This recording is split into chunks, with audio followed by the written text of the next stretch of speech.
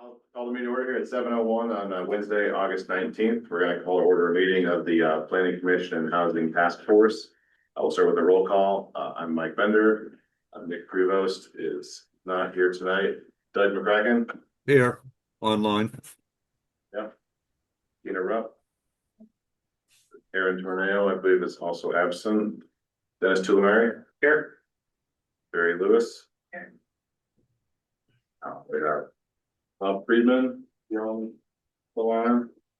Bob's not here tonight. And Chuck Chadwick, present. All right, thank you. So we have two vacancies here, so we will seat Dennis for Nick and Jerry for Aaron. And so I want to adjust the agenda here. So we have Carolyn on the line here and some members of our zoning commission who want to hear the presentation. So just to me, a motion to move regular business to the end of the agenda. Pick up with presentations. So moved. For a second. Second that. Any discussion? Any discussion here? All in favor, say aye. Aye. All right. Carolyn, you have the floor. All right. Well, thank you, everybody, for allowing me to present to you the result of discussions I've had with people in Old Saybrook. There was a talk and rumors and speculation that a data center may be targeted to be in Old Saybrook. So we wanted to look into what it meant to have a data center in Old Saybrook. So it's important to understand what a data center is. And we've learned that it's a physical structure that of the internet and cloud computing. It has all the IT and computing equipment, computers, all the power and the electrical infrastructure, which includes fire suppression equipment. You have to cool the hardware. You have to have an inside environment control because these are machines that are going 24/7. And you have to have security and management equipment because it is a 24/7 operation that is quite intensive with the computing. There's a lot of names for data centers. There are called communication warehouses. They're called IT storage buildings. They're called server farms, server rooms, computer rooms, mainframes, engine rooms, co-location facilities. I got to minimize myself. Hang on for a minute. I can't see the, I have to, see, I'm just looking at I'm not looking at my own presentation. Hold on. How do I get out of here?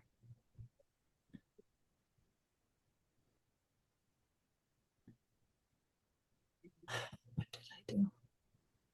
We don't have that. And so there were passages. Can you still see the presentation? We can still see it here. Okay, hold on. I was trying to get, I was trying to get the view of everybody. Okay, well, anyway, I can still go. And it's also called co-location facilities, carrier hotel. Some are called edge facilities, modular micro data centers, hyperscalers, and cloud campuses. So there's a lot of names for data centers that I've researched throughout the country. The response to its surging demands are from AI and navigation apps and streaming platforms. And the companies that are really pushing AI, and it's a speculative bubble right now. It's a surging race to have to be early in some initial public offerings. And you've got Meta and Google and Intel and Apple and NVIDIA and Meta and Amazon and Broadcom. So all of these companies are the ones that are just trying to get these data centers and serving platforms in place. So Connecticut has 52 data centers from 11 markets. This came from datacentermap.com and the World Resources Institute. And you can see on the slide. Yes. We're still seeing your first slide on the screen there. Okay. Do you have the data center response to surging demands? I've got a paper one in front of you. That's not what we're seeing on the screen. Oh my God, why is not, okay, hold on. Darn it all. Okay. Why isn't this?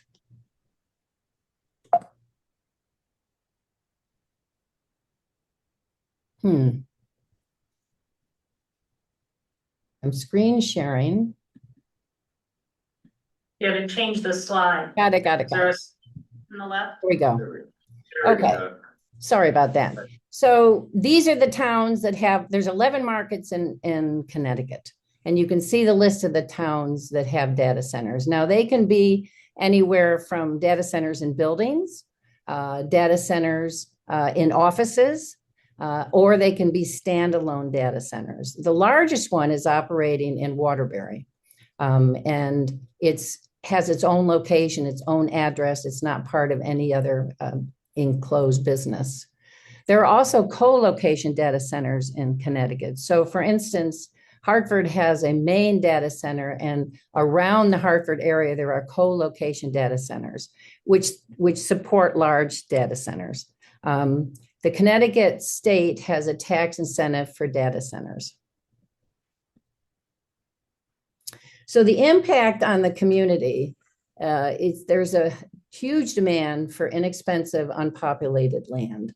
And they can use anywhere from 6 to 240 acres of land, depending upon the wattage that they need. It can worsen economic and environmental challenges. And in some cases, there's acres of forests that are cleared. So the water supply, there's a strain in the water supply. In the United States, data center electricity demand in 2024 used 4.4% of the country's electricity. A year later, in 2025, that demand of electricity coming from data centers alone was 12%. And the anticipated growth is 30 times between now and 2030. So there's a strain on the water supply. In 2025, nationally, there were 17.4 billion gallons of water to cool data centers across the United States. So the developing companies and the AI companies have answered that with what's called a closed loop cooling system. And that is recycled water within the building and within the data center. However, the substance they use has the forever chemical PFAS. So there's angst about that. And then you've got compressors or fans that have your energy demands. And then there's noise and light levels. These are 24/7 operations. It impacts neighborhood quality of life. There's so much documentation around the country on how it impacts the people that live close by. And then on top of it, it can produce hazardous electronic waste, which causes your battery, your coolants, your cleaners, your fire suppression systems, because the question is, will these companies, will these data centers be around in 10 years? Because this is a race to try to get truly generative AI. So there's no really local benefit. What I've researched is some companies will say, yeah, we'll give you 200, we're going to give you 200 jobs. Well, there's a minimum number of jobs after it's built. Now there's jobs for the construction, but after it's built, the average data center has maybe 15 people on site, and they rotate mainly for security and mainly for checks and balances. But the public has to live with the light, the sound, and the pollution that it causes, because the source of power for these data centers sometimes is gas, sometimes it's propane, and in some cases it's solar panels. So the public has to live with the water demands to cool the supplies in the data center, and they have to live with the energy demand. Because the other thing that happens is, as software and hardware improves, sometimes there has been reports of the electric companies have to, or the power source companies have to add lines, they have to add poles, they have to increase the energy demand. So there's not a whole lot of local benefit. Now, some companies will come in and say, we'll build you a new school, or we'll finance a food distribution center. But those have been some of the marketing efforts on the part of companies. So the concern about the data center potential is on Bochum Road. We don't have any evidence that the TA Energy Holdings owns, they own the 27.39 acres of woodland, where is the same location for the existing, now about to be constructed solar array. There's no evidence that they've applied for a data center. However, the TriTech Americas, which is a subsidiary, which is the parent company of TriTech Energy Holdings. In other words, TriTech Energy Holdings is a subsidiary of TriTech Americas. TriTech Americas, TriTech Energy Holdings, and TriTech Energy Holdings LLC, and TA Energy Holdings LLC, they all have the same person as either managing director or an officer.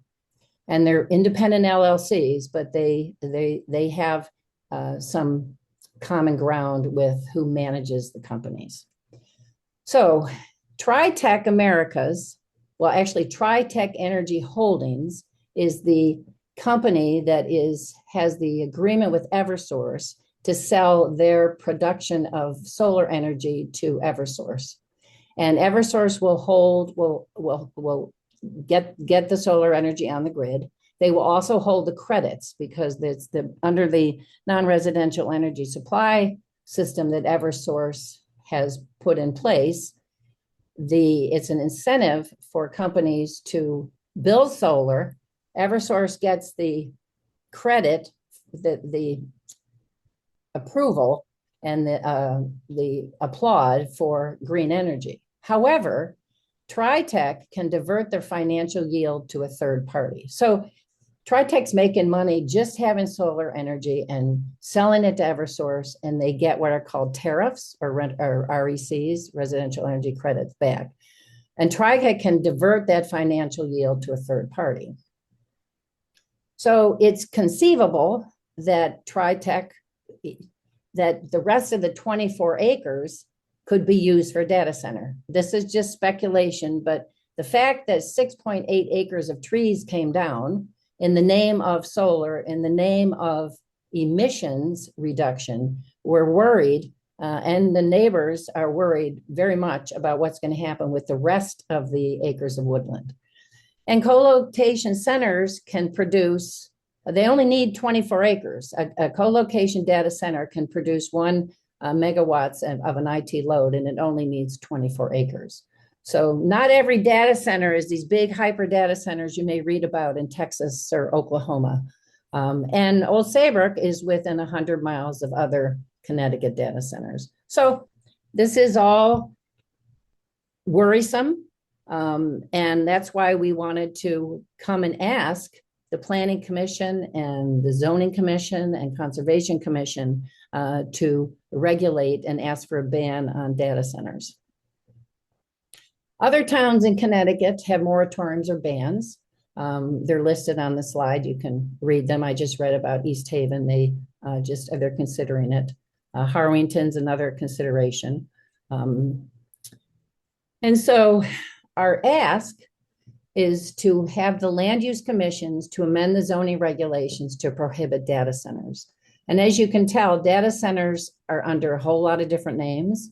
They could be storage, they could be warehouses, they could be communication centers, but in any event, they're large buildings that require a lot of energy, a lot of water, and they're 24-hour operations, and they're noisy, and they devastate the land. And the length of them is average 5 to 6 years, because you don't know if they're going to be around in 10 years. This is such a fast moving bubble of energy that if Old Saybrook were to get one of these in 10 years, we might have a blighted acreage of land.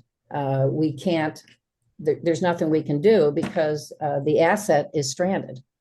So we want to make sure the definition of data centers encompasses all purposes, the names, the references, and we'd like the zoning regs to list data centers and all their various forms as prohibited in all districts, the 8 different districts we have in our zoning regulations, and also that it pertains to processes for building of a data center, all the way from the application, plan, permitting, construction, and operation. So I thank you for your attention to this matter. It's a hot topic all over the country. And as you can see, there's a lot of towns in Connecticut that are very concerned about what's happening with their land and the race to build data centers.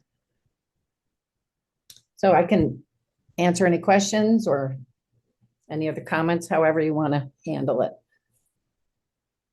Yeah, thank you for the presentation here. Does anybody have questions for Carolyn or just to think about the topic here? I have a question. Carolyn, can you hear me? Can you please state your name for the record? We know. Yes, I can hear you. Okay. Can you please comment on how the prospect of a data center in Old Saybrook weighs out against our need to preserve forests and green space and our natural resources, like our water resources, which are finite? How this makes no sense for us to allow industrial building in a town that values quality of life and the value of our real estate and the future for our kids in terms of green space and healthy environment. Well,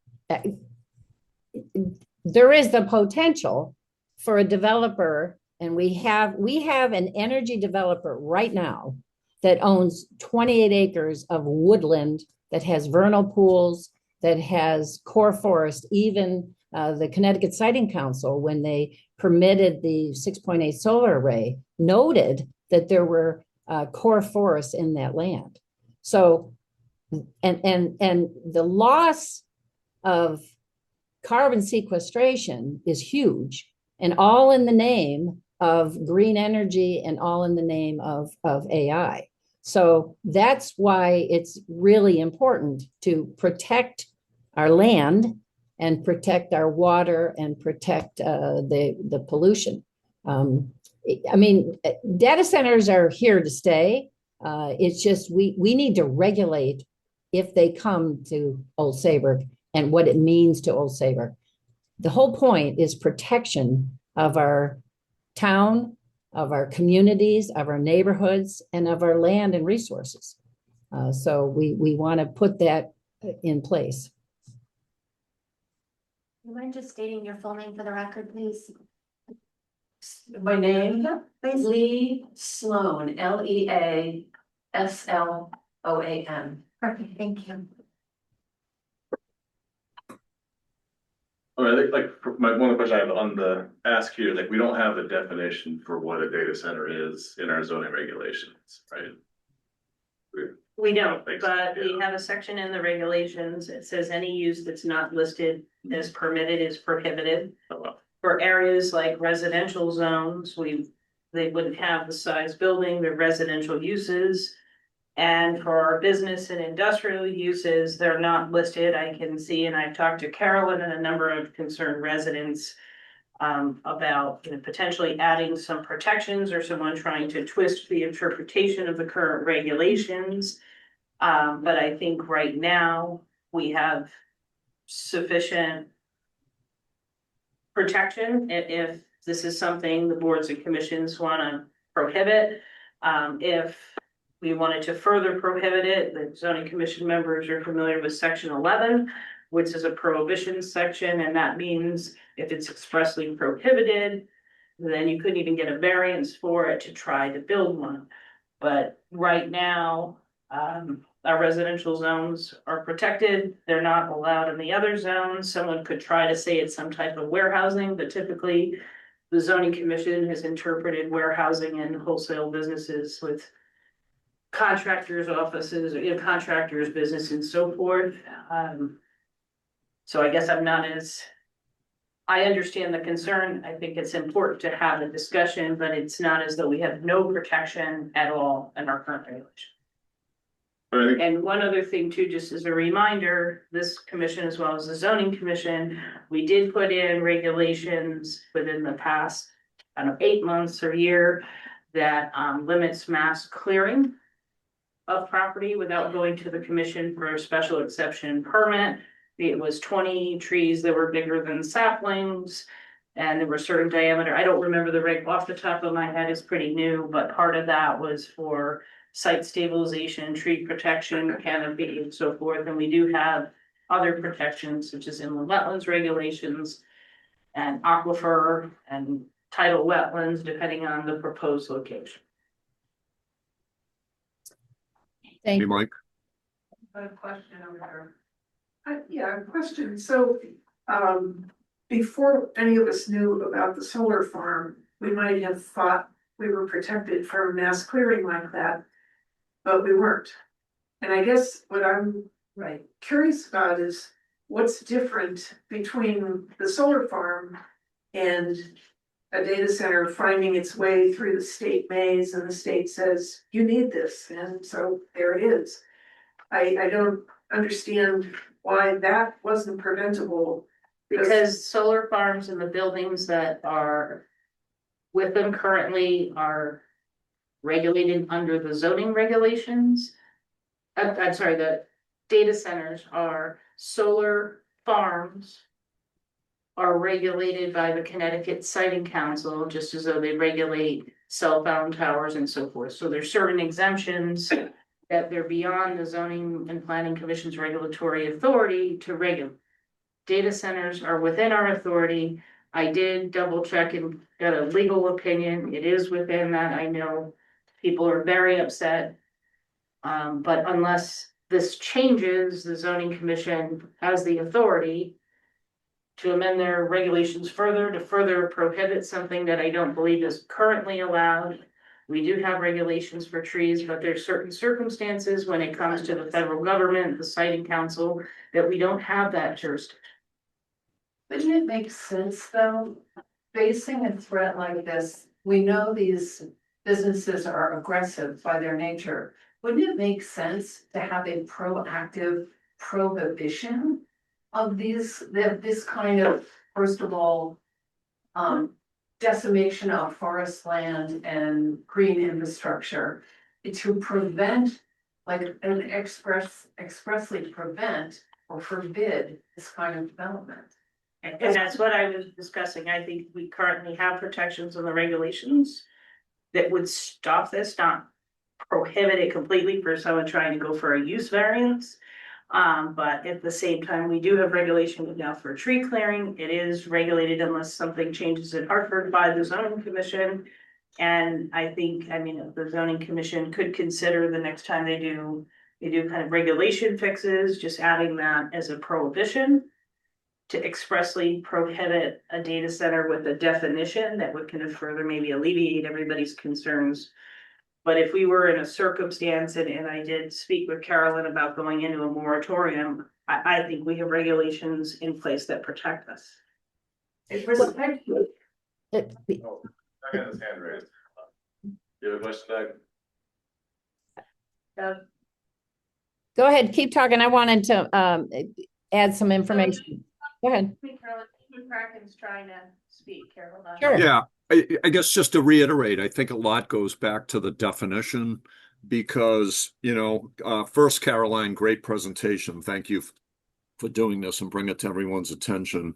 You talked about 52 data centers in Connecticut. There are multiple server rooms and computer rooms for companies, that are literally just rooms within large buildings. So I think we need to be very careful. I think the concern is with the stereotype Meta or Amazon type data center, multiple acres, but we need to exclude these other server rooms, computer rooms. We might even want to allow a small building. It may not require water, extra water. The electric use might not be extensive. So we just need to be very careful with the definition. That's it. Thank you. No, thanks, Doug. That's one of the things cause I know on Main Street, I think it's Verizon, or whatever the phone company, they have some kind of communications building there that could fall under the definition of data center based on how it was They defined. fall under the siting council. So that would be. So that's not within our jurisdiction. Well, Okay, do you- Sorry, hold on. Do you mind just stating your name for the record? Kathy Connolly, 60 North Cove. Yeah, thank you. I think having a definition more clearly, like what a data center is, I don't think it would be a bad thing. I know like New York State just did a whole statewide moratorium for a couple of years because things are moving very fast in this area to kind of just, let's figure this out before we get caught in a situation where we have applicants going in there. So I don't, at least the definition, we're covered by all other uses being prohibited. And if we have a definition that we could say it's not allowed in residence areas, I think our, land conservation supports, open spaces, protecting trees. Businesses that bring jobs, data centers don't always bring Not permanent jobs. Not permitted. I mean, I think the zoning commission can consider strengthening that they're not prohibiting it, but if someone came in with a data center now in Boca Road, the answer would be no. but with regards to the state action, so TA Energy Holdings that bought the rest of those 20 acres, they're the ones who are also building the solar array, and they were approved for the solar array by Eversource because of the Pura program that was legislated for non-residential green energy. So they got that in, and they were able to get they were able to knock down 7 acres of trees. So, and that, as Chris said, that was approved by the siting council. Now, the town had an opportunity, as did the neighbors, to weigh in on it, but the communication from the attorney of TA Energy Holdings was a little confusing. So I believe there is a concern that the state could come in and say, this has to do, you have to do this because of our legislation for green energy. I mean, it is conceivable that a data center could be located right next to that solar farm. And there are data centers that are supported by solar farms. And I think it's also conceivable that even if we had a moratorium, the state could still override it. It doesn't matter. If the state wanted to do that, yeah. We could say we expressly prohibit solar farms, and we don't have the jurisdiction to put that in our regulations to supersede the power of the siting council. right. So I think these concerns, I think the zoning commissioner should consider that it may be expressly prohibiting them, but I think the concerns really need to go to Hartford where these laws are being made and these changes are, because we could put whatever we want in the zoning regulations or any town regulation or ordinance, but if we don't have the legal authority to regulate it, then there's nothing, we can do, even if we had 10 pages of regulations. Respectfully though, if we did implement that kind of regulation, at least it could be a lawsuit. So that then we can demand that Hartford do something about it. But if we're sitting vulnerable to this kind of being taken advantage of and overridden, just, swept out by fast moving business development, that's something you need to bring to Hartford. Yeah, I understand the concern. I guess, just looking at the time, as the planning commission, do we feel like we wanna take any action, like make a recommendation to the zoning All right, commission? if I could just Oh, yeah, go ahead. Yeah. make one comment. Carolyn, I agree with Doug, and I think many many here, excellent presentation. I think it does a fair and accurate job of presenting many of the challenges associated with data centers. For my day job, I work with the design, construction, and operation of data centers, and this is only part of the hazards, as I think you know, associated with data centers. So, I would tend to agree that we can't be careful enough in this area. And I think there's a big difference, at least in my mind at this point, between a private business data center, even if it is a hyperscaler, and a utility like Eversource. The state, I think, I would hope, would look at those two things very differently. I mean, for utilities aren't the state, and they could put a bigger solar farm there if they wanted to. We couldn't really stop them. If the state decides they want to put, hyperscale data centers under the state jurisdiction, they could do that, and we could. I mean, I would think that I don't think it would cause us any harm to have a definition and put something in there about it versus like it's prohibited sort of by default. It's, I think it's more open for people trying to weasel their way through it than having an explicit, here's what we think of data centers and we don't want them, or we don't want them for X number of years, or I know you have examples of some towns that have done them here. Like I did some research too, like the one in Groton, they have like sizing limitations and basically, they have big Pfizer plants, so they have to, allow them to have a server room in their building, but did not, allow like giant self-standing independent centers. So there's ways to think about it here.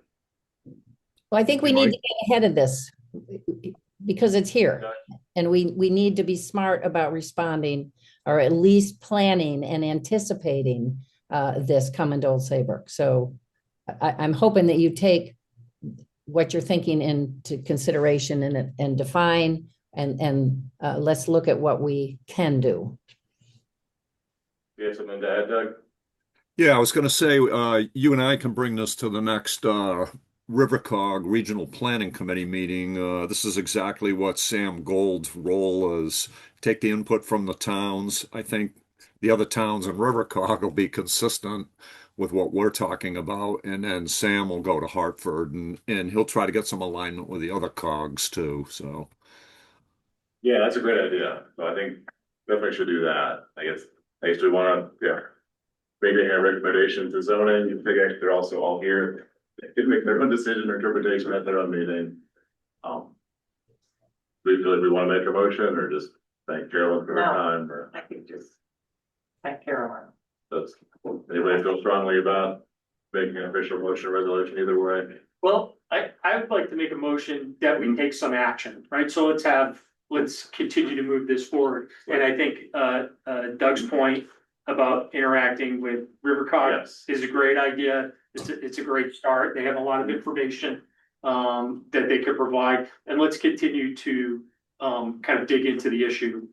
Yeah, I guess definitely something at a minimum keep an eye on. Yes, you see stories on like lots of communities that seem to be blindsided by these things coming Yep. in.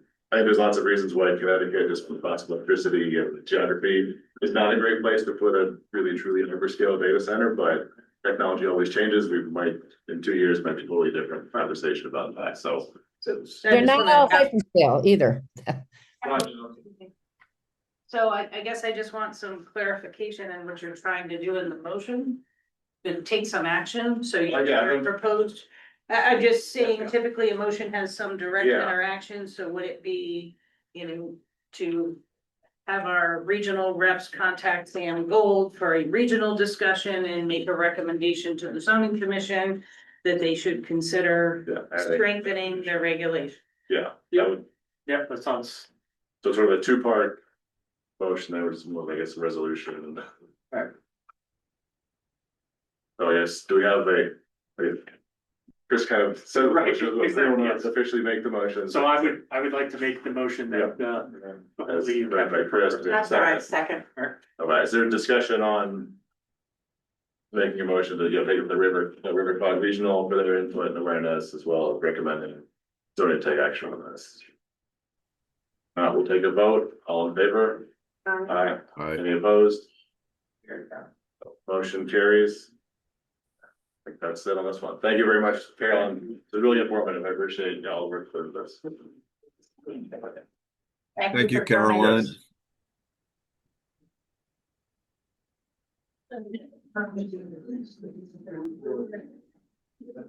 Also benefit of that, yeah. The zoning commission shut down. It's gonna go on this tonight.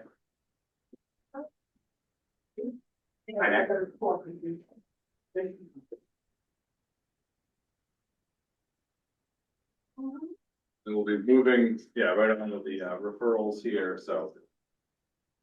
First referral up is the dock and dine application.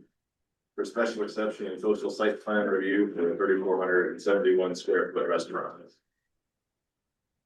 I believe we have Bernie Casella here. Is that thing, do you need to get set up for a minute? Yeah, give me 1 minute. Yeah, let us know when you're ready to go. Yeah, hi again, Ed Casella, representing, the Point LLC, John Kadama, in seeking special exception approval for conversion of the Vicky Duffy Pavilion to, Dock and Dine Restaurant. So we've completed our plans, and submitted applications, into the town, including Health District, Zoning Board of Appeals, and Zoning Commission, and what you're here for today is the big picture, restaurant application. You want me to go through it with you? Yeah, if you don't mind.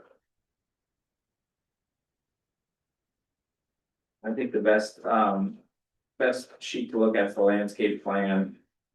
Well, actually, before I do that, I'll show you an area.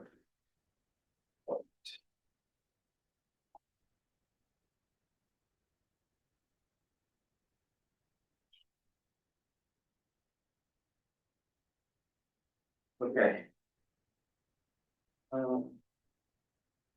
So these are the 2 or 3 properties that are north of College Street. Just to orient you, this is College Street here on the right-hand side where you come down.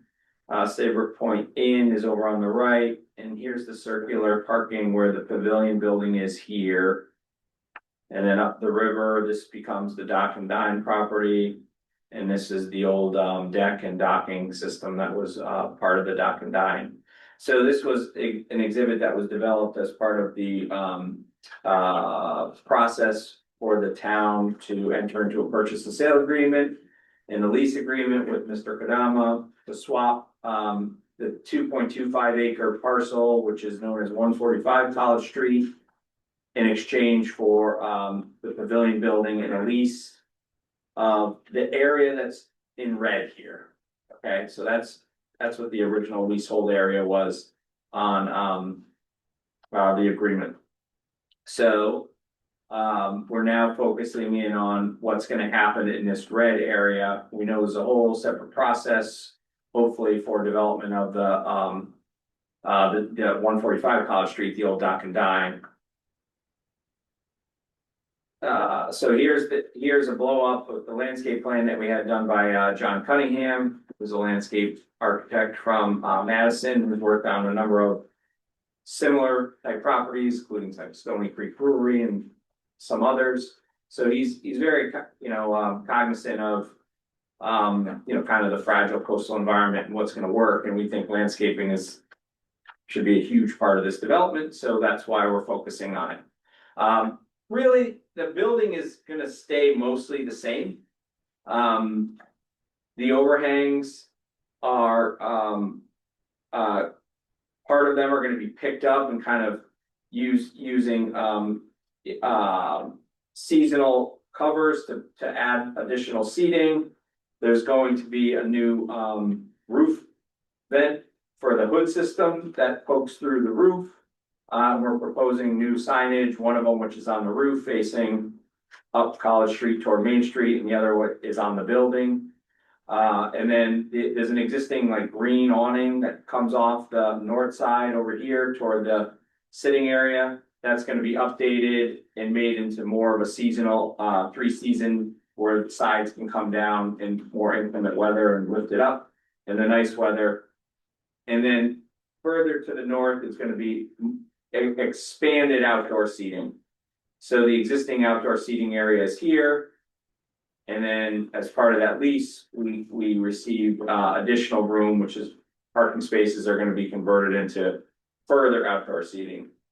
So the total capacity, 200 seats with 113 seats inside and 87 outside.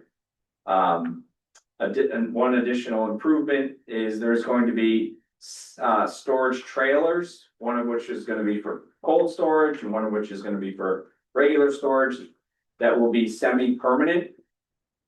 So those will be located on the south side here, screened with fencing, fully screened with fencing and landscaping surrounding the fencing. And those will be removable. So part of the application, because this property is in the flood zone, is to have an evacuation plan where, in the event there's a predicted storm or event that's going to cause flooding in this area, they need to be removed. We have a full plan and destination for those to be removed and relocated outside of the flood zone. So that's the big picture. You can see a lot of new landscaping, creating separation from the mini golf, new fencing, several new trees. So you know it's going to be it's going to be great when it hopefully comes around.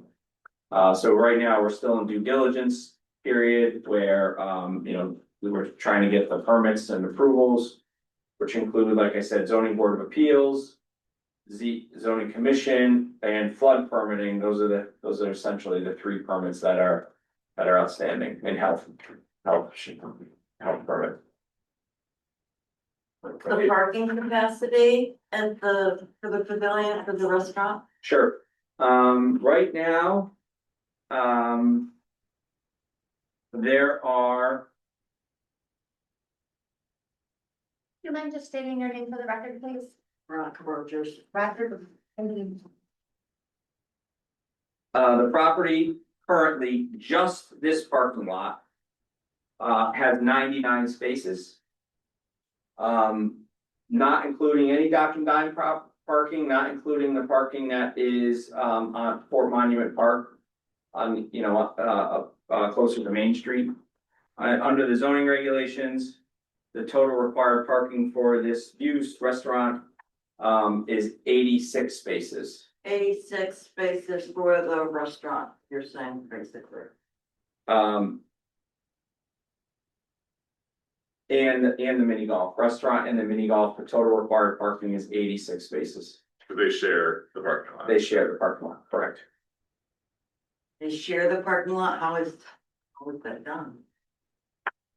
People going to the mini golf and the restaurant can both use the parking.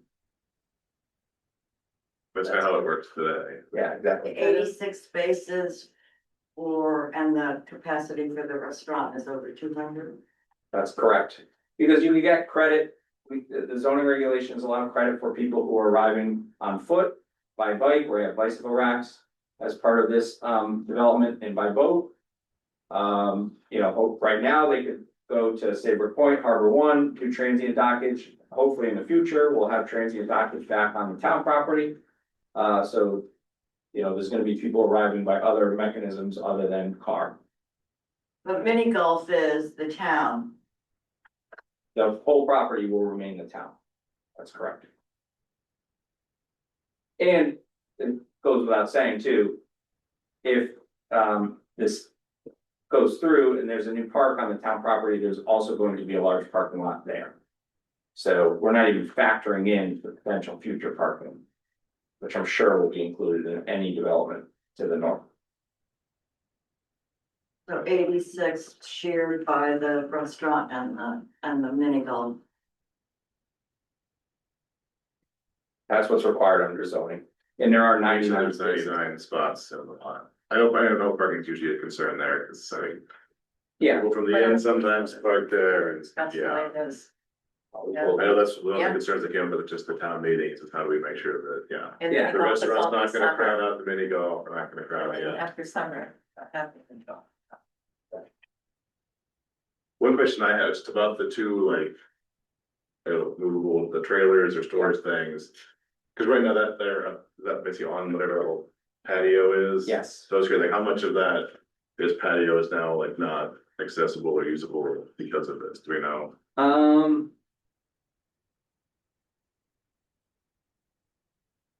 Well, the site plan will give us a better idea. I mean, yeah, just visually it looks like could be as much as maybe half of it. Yeah, I but think that's a good estimate. That was really, obviously we're losing some publicly accessible space with that, but also Yeah. part of this is we're gaining 2 acres of Right. other space that should eventually become a park, so that That's might exactly be a right. trade-off that we're okay to make here. Yeah, I think half is a good, it's probably a little less than half, but in the restrooms will remain open to the Okay. public that are on the side of the pavilion building, they remain handicap accessible. From a, plan of conservation and development perspective, you have, in the economic development policy 1F, strengthening town's business sector, Saybrook Point.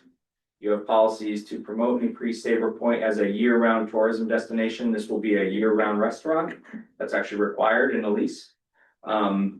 Encourage redevelopment of privately owned underperforming properties as destinations that can attract visitors year-round. As part of this, you're going to eliminate an underperforming property and make it town property that can attract visitors year-round.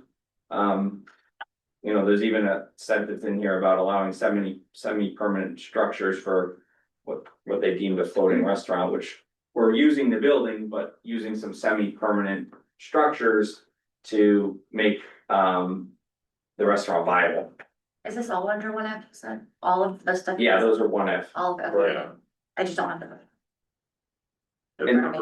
You mentioned, you said there is gonna be a bike rack somewhere, is that Yeah. on any of the plans here? It's on the landscape plan. Okay, It's right here, it's pointing into this area right here. Where you can pull off the sidewalk and Okay. it's a little land. And there is mini golf. yep. That worked very well, but they're there. I know. We get new ones here. Yeah. Like there, quite a bit, it's a nice place. Any other questions from the commission? Yes, any concerns from Saybrook Point Inn, Steve Tagliatella? He had asked early in this process, a couple of years ago that, it be like an integrated plan, the restaurant, the town property, and Saybrook Point Inn, that it all kind of meshes. Has he had a chance to look at this? I don't know that. I Yeah. don't know. Carl's reached out to him. Like, I'm on the committee that's reviewing the RFP for the landscape architect for the park here, so. I mean, we know this restaurant's part of it, but. I don't think this landscape plan is part of what those landscapers are looking into. But. My vision is that, the 3 parcels and the parks and everything will eventually become more of a sort of cohesive single. Place here that doesn't look like a pavilion restaurant, then a mini golf, and then 2 different parks with a parking lot. It'll be one sort of big picture property, but that's what I'm looking for. Good choices. Can we make the assumption that, I see 19 bar seats here? Yes, So can we make the assumption they're going to be applying for liquor? yes, definitely. I think that was in like the least. Yeah, I did. First, Yeah, I didn't remember that from previous conversations and, Okay, um, yeah, this 3D view is just, like the fence is there. It was like how obtrusive or obstruction of the view is that going to be by putting yourself next to it here.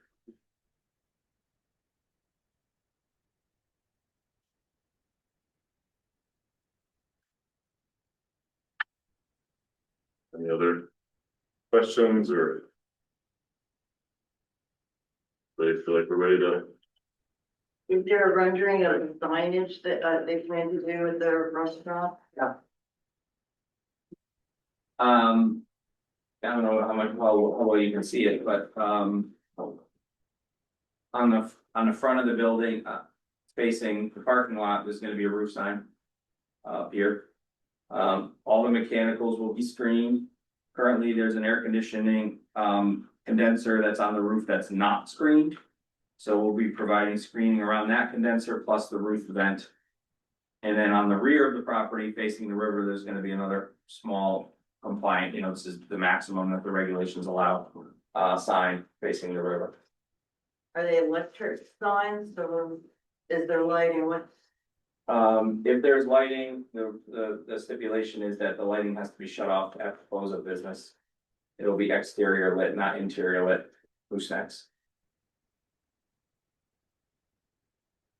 Actually, the mechanical stuff, those external like cooler things, do they have like generators on them? Are they noisy? Do we know? One of them will have a refrigeration unit, so it'll be a refrigerator basically.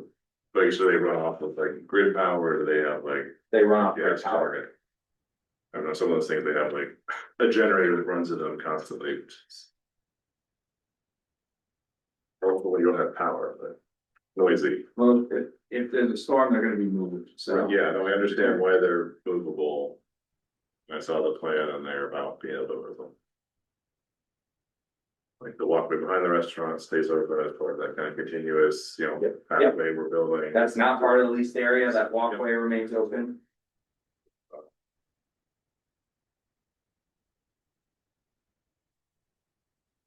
If we're ready to make a motion on this, should anybody have any more questions here?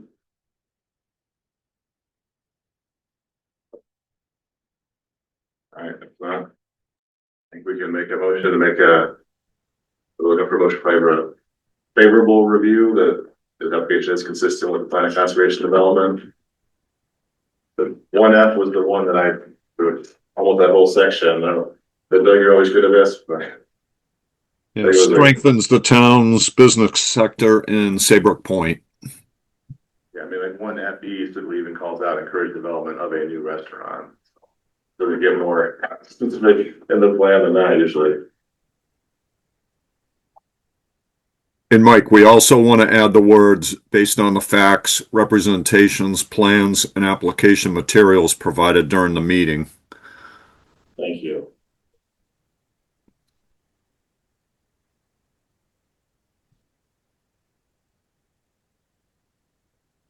We have You make that motion? did I make the motion? Yeah, We like together, so yeah, let's get Yeah. we have a second. I'll second it. All right, any discussion on it? All right, all in favor, say aye. Aye. Aye. Any opposed? I'll oppose. Any abstain? We have 4-1. Thank you. Thank you very much. Have a good night. Thank you.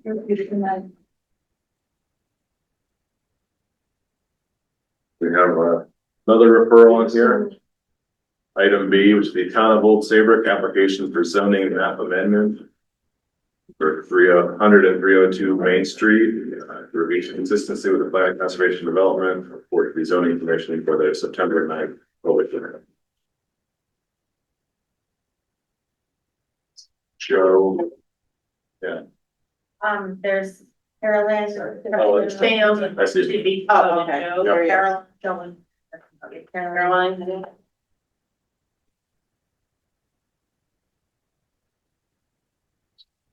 Yeah. Then we have to do the minutes out. Double it again. I won't.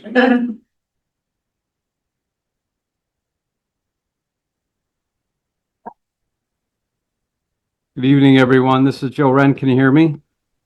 I can hear you, Darryl. Joe. Excellent. How is everyone? Well, how are you? Yeah. Good, thank you. We don't get to see you guys too often, planning commission, so we're happy with Doc and Dine and the Kate Theater that we actually get to be in front of you for a few minutes. So this application is, as you all probably are aware, the Kate Theater is expanding. It's expanding out toward Town Hall and then a little to the south. So it'll end up being like an L-shaped building with a short part of the lake heading to the south towards the main sidewalk. Right in that area is a zone line. So it goes from Central Business B1 zone, which is all of Main Street as we know it, and Elm Street.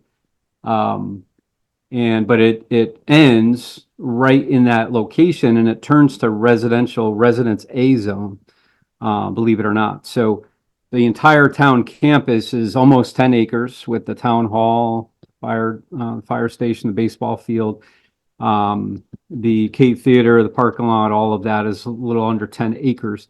And that zone line it bisects the area, the leg of the L shape of the addition. So we can't place a theater in a residence A zone. So we thought in discussions with Chris and with other folks that it makes sense to extend the central business B1 zone down parallel to Main Street. And across the street on the west side of Main Street, it's already B1 zone. But then down near the intersection of Old Boston Post Road, it turns to Residence A zone. So this extending to the south, up to the fire station, not including the fire station, up to about 15 feet off of the building of the fire station would go from residential A zone to central business B1 zone, which is consistent and similar to what is across the street and on both sides of our Main Street as we know it. Joe, are you sharing your screen? I am not. Okay, I am thank you. not. We submitted materials that you may have in front of you. Yep, I have them. Thank you. We could share the screen if you want, but the map is pretty self-explanatory. You can see the existing zone line that's labeled going through the proposed addition. And you can see the new zone line to the south, about 15 feet off of the police station. So, this property is not open for private development. It's not for sale. It could never be developed, only by the town of Old Saybrook. And if there was a lot there, it would have to go through subdivision approval and, for private development, but it's still going to remain, it's all town of Old Saybrook property. We're just extending the zone line to the south to accommodate the addition. And the green area will now be in, the majority of the green area anyways, will now be in central business B1 versus residence A zone. We have an application pending too, obviously, if this goes through and is successful, for the actual expansion of the Cape Theater, about 7,500 square feet, expansion to that theater. And it's a very exciting project. And this is just the first step to accommodate that expansion. The question I had was just, why do we pick these lines here? Because we're zoning a lot more of the land than is actually needed just for the building. Is this just where the lot lines happen to be, or was there some? Yeah, reasoning? we met with Chris, and we talked about that, and it's kind of arbitrary. It could go to the sidewalk, it could go 10 feet to the sidewalk, 11 feet from the sidewalk. So we just chose 15 feet off of the fire department building. That's the side setback. So that could really be moved anywhere. It just needs to accommodate the addition. We just thought that looking across the street on the west side of Main Street, just trying to make it generally even with the other side of the road, so there's no jog. So both sides of the street there will be in B1 zone, and it'll extend from there all the way up north to the intersection. Yeah, I know one of the things on the back, just there was, just a letter about her, like some of those unintended consequences by zoning too much. I mean, as long as it's still all owned by the town, we're probably covered here, but just the fact that changing the zone open us up anything is.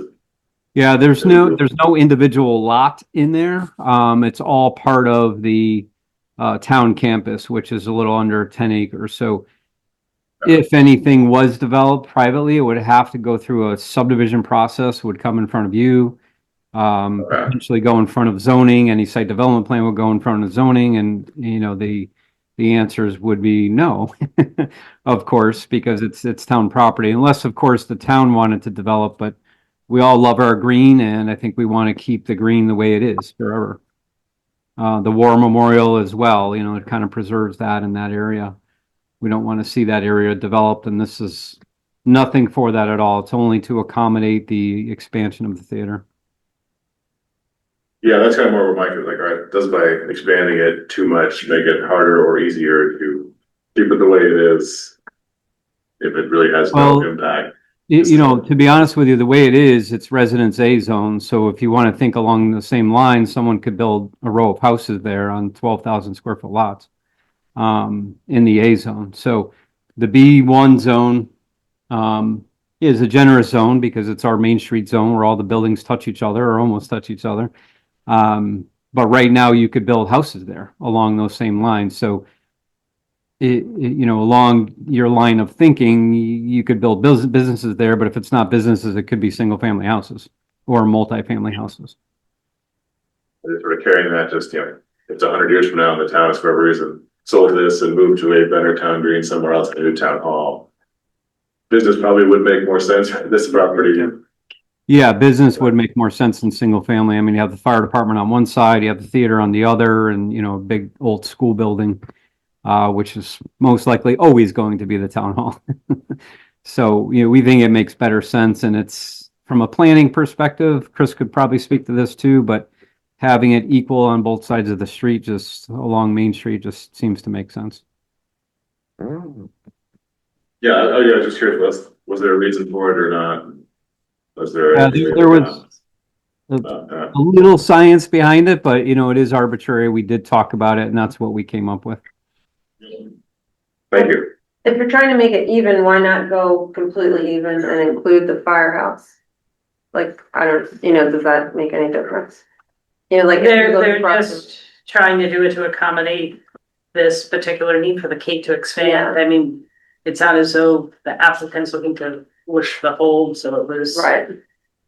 And it doesn't make sense to just do as much as they need.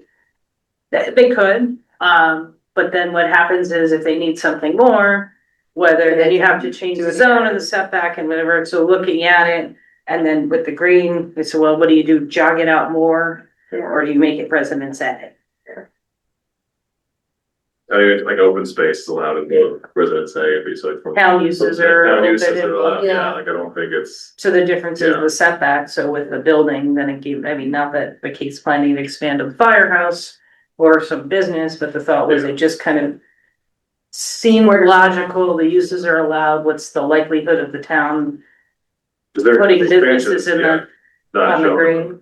green? They said the expansion's not showing the drive, they kind of go like look back and to the right a little bit. Yeah, Towards the, right. Yeah, that's what I remember. yeah, over to the side and then back. Yeah, but it's all to the, which is, you know, the left right of of the it. sidewalk. Right, yeah.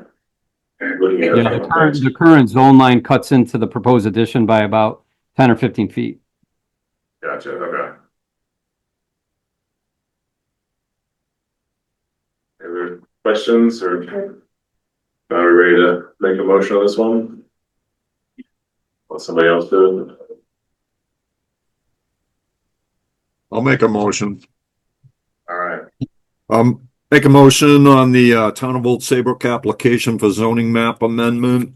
A favorable recommendation to the zoning commission based on the facts, representations, plans, and application materials provided during the meeting. And in that, it's consistent with a plan of conservation and development in that it strengthens the Main Street business sector, boosts economic traffic for neighboring merchants, and helps maintain a workable, vibrant town center. the only thing I would add is it also, you know, this supports, you know, the K here, which is one of the goals under the section 3 there, the historic and cultural. Okay. So we had a second. Add the section 3 on there and then. Any discussion on this one? Take a vote, all in favor, say aye. Aye. Opposed? Any abstain? Motion carries. Thank you Thank you, all. Joe. Have a nice night. Good We night. got the minutes too, Mike, right? Circle back around to the regular business here. So first item up is the minutes from our July 15th meeting. I'll make a motion to accept the minutes as presented from the line meeting. The second promotion. Second. Is anyone have any exchanges or corrections or discussions?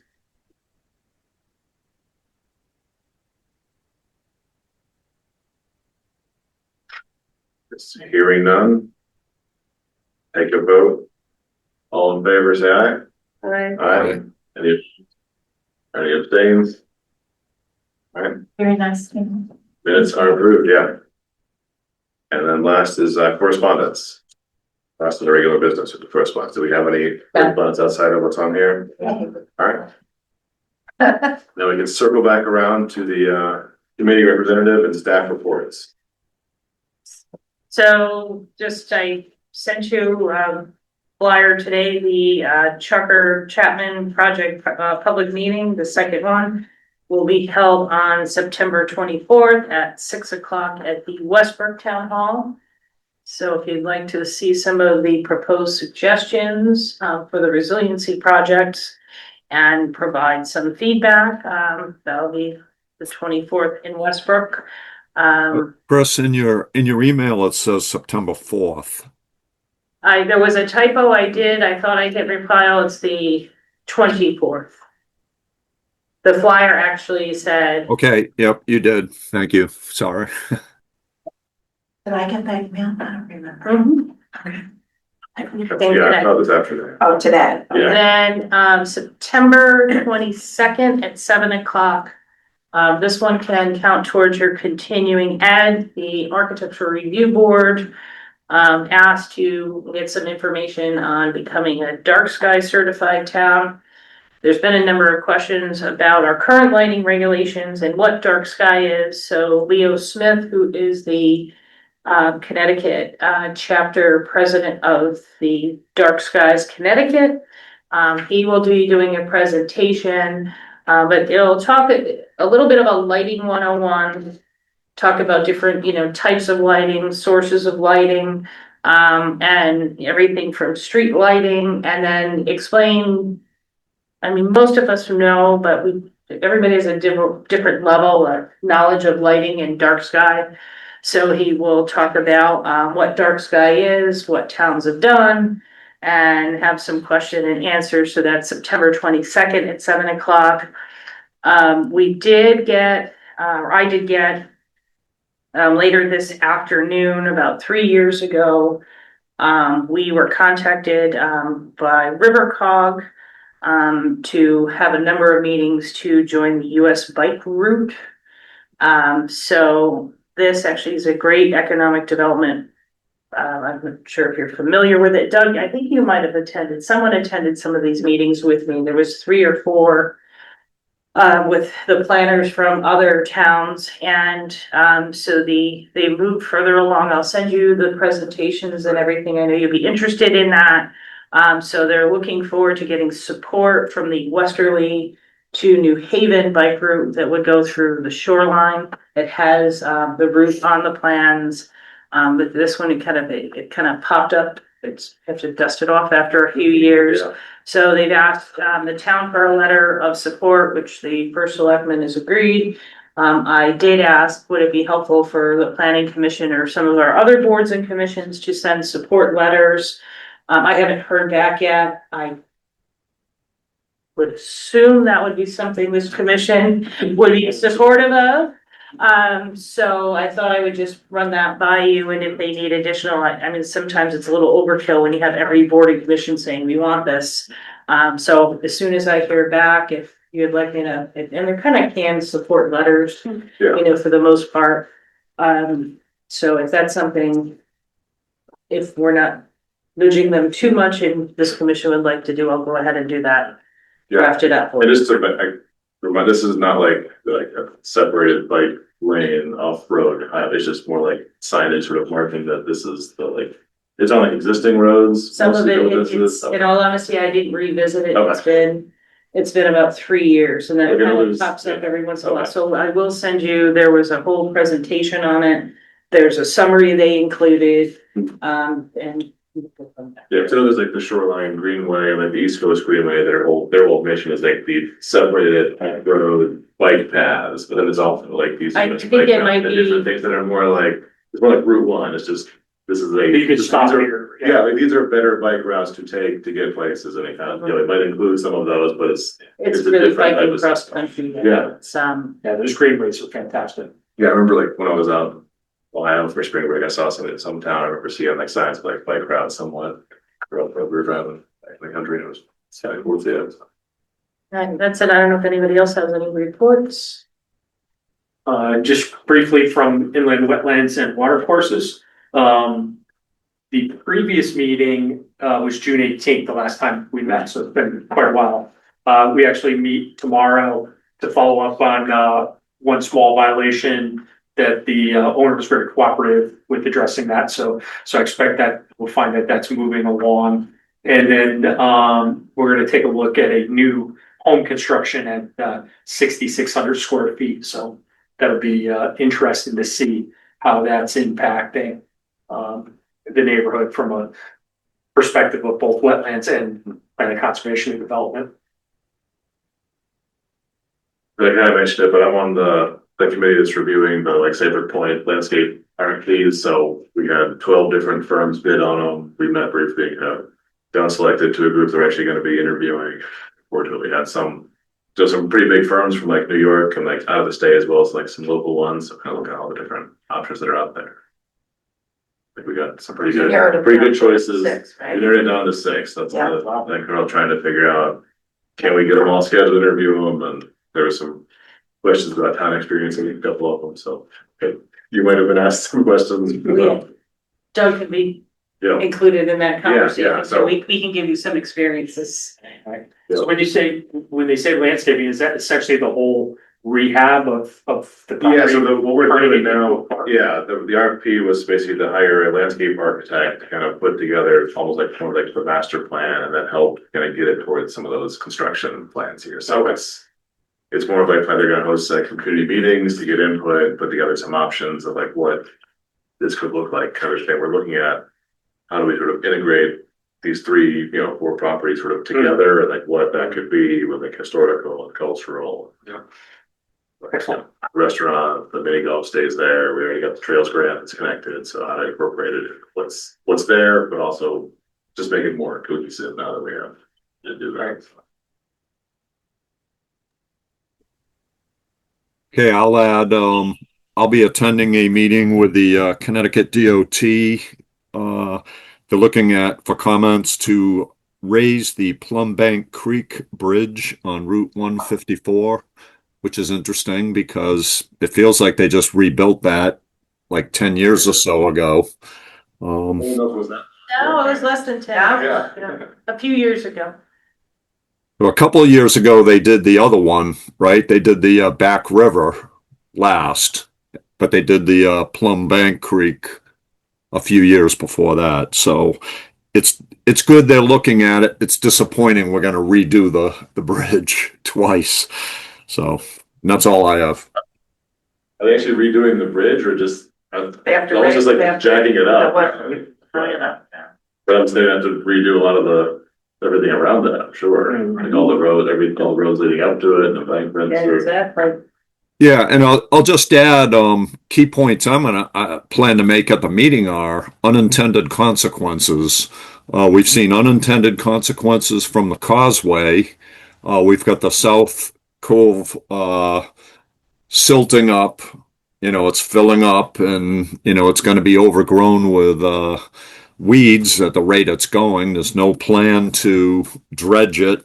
And then also the Back River Bridge, you have that giant marsh there that fills up at high tide, and then it drains underneath these 2 bridges, and they're like fire hoses just shooting under the bridges. You can't kayak through there, and it's eroding the bank, the Back River Bridge. The bank is eroding, and that's a study, that's already been performed that we need to finish, and we're looking at building some type of hardened bank there. But that's the point I'll be making is let's be real careful here with unintended consequences, and maybe even look at additional drainage for that marsh a little bit more let water flow in and out a little more easy than just those 2 points.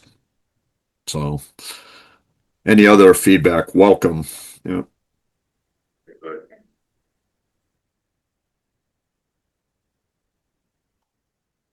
Anything else? All right, we're ready for a motion To adjourn. Got a second? I'll second that. All right, all in favor?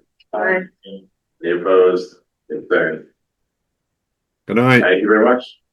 Good night.